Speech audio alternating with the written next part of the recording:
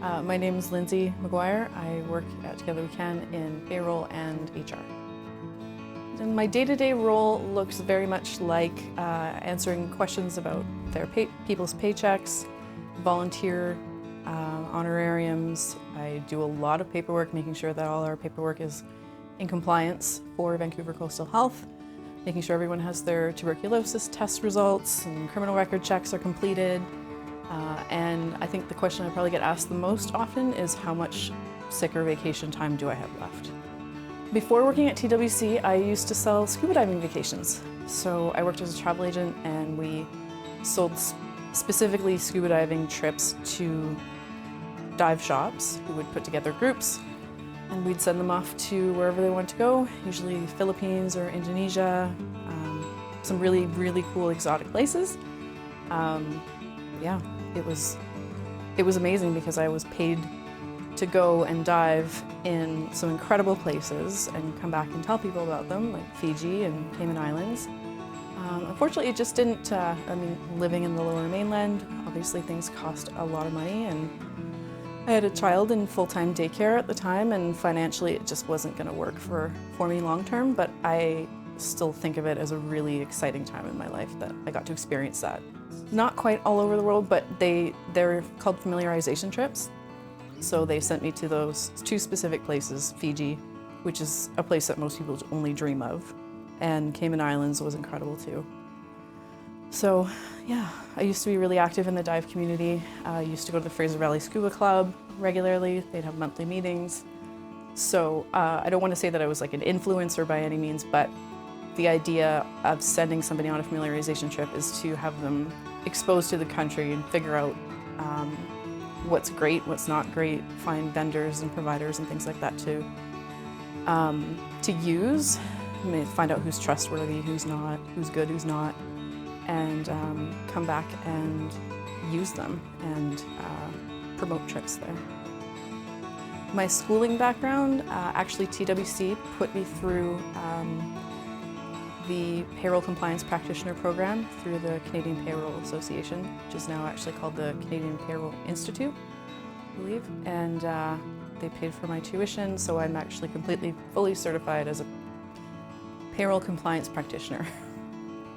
That was I guess it was about a 2-year program, including 1 year of experience working in the field. I did it part-time and managed to get through it during COVID, which was a challenge. And yeah, I'm really, really happy I did it. I think the part of my job that I enjoy the most is seeing clients come in at the very beginning. I don't have a ton of interaction with them at the very beginning. I more see them in and around. And then you slowly watch the light turn on for them. The longer they're here, the happier they get. They smile more easily. Usually someone, when they first come in, is often quite reserved or shy or closed off. And seeing that switch from the time they are clients to where they become volunteers, where I do have more interaction with them, it's just really cool to see them get their lives back and feel joy for probably what feels like it's been a very long time for a lot of people. So I kind of think of that as watching the light turn on. They see their lives changing themselves and they have new skills to manage everyday challenges and things like that. So, and a lot of people never even were taught any of these skills. So it's, they're learning to live all over again, and seeing them go from being so reserved and quiet to open and happy and joyous and free is amazing. It's really, really fulfilling. Prior to working at TWC, my perception of addiction was really all I knew. My familiarity with it was basically just walking on the downtown east side. It's scary, it's uncomfortable. I would say there's a lot of fear surrounding people like that. You know, you'd see someone who's panhandling, you kind of hope they don't talk to you and keep moving on. Now, things are very different for me. I've learned that addicts are more your brother, your uncle, your sister, your mom, your cousin. It's everyday people. And the way I've learned that is because a good 95% of the individuals who work here are addicts.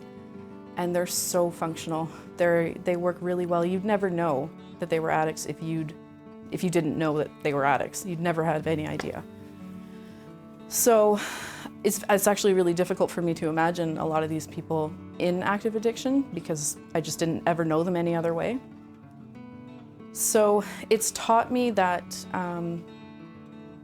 it's much more normal, I think, much more normal and much more common than a lot of people think.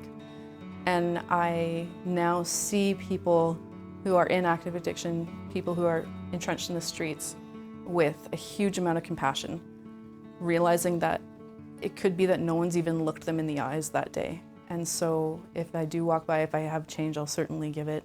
Maybe I shouldn't be, I don't know, but it's much more likely to have, for me to see them more as a person, as an individual, as opposed to something or somebody I don't want to look at, address, or think about. I don't know, it's not scary anymore because I know that the people who are generally street entrenched they could just be someone I was just working with, right? It's just the difference between them being in active addiction and not. And that they don't deserve any less respect just because they're in active addiction. And one thing that irritates me, or one thing I find really frustrating, is that I hear a lot of people say that addiction is a choice, and I truly believe it's not a choice. And I say that because of the clients that I've seen come in. One specific one had I don't know what you'd want to call it here, hang on a sec. One specific individual had a physical disability due to an overdose. So this person had a daily reminder on their body every single day why they should not use drugs or alcohol. And this person was not able to abstain. Unfortunately, he did pass away. But that teaches me, I'm visual, I have to see things. For me, that really showed that it's not a choice. If he had a choice, he wouldn't have been doing it, right? So I love crafting, I love creating, I do a lot of paper art. I do a lot of paddleboarding. I spend time with my 8-year-old daughter, and obviously my husband, and my little Boston Terrier, Kobe. My little art business is a little hobby that very slowly turned into more. My little business is called Yellowbird Artistry, and I sell handmade paper crafts, usually paper quilt mandalas. I also do customize tumblers, t-shirts, Christmas ornaments, stuffies with children's names on them, things like that. I've been creating basically my entire life. I have to create. It's just something I have to do. I don't know how else to explain that. It's just a part of me. But actually selling things, probably only for about 2 or 3 years. So that's when the hobby became a business, is when I was actually able to start selling things. And yeah, there's nothing more validating for me than when somebody actually likes something of mine enough to purchase it.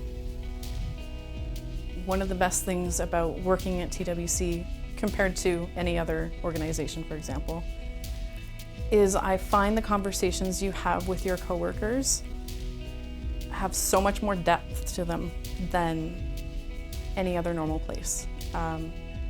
Anywhere else I've worked, you're talking about the weather, you're talking about what your plans are for the weekend, whereas here, your conversations are more, there's more trust, there's more depth to the conversation, they're more genuine.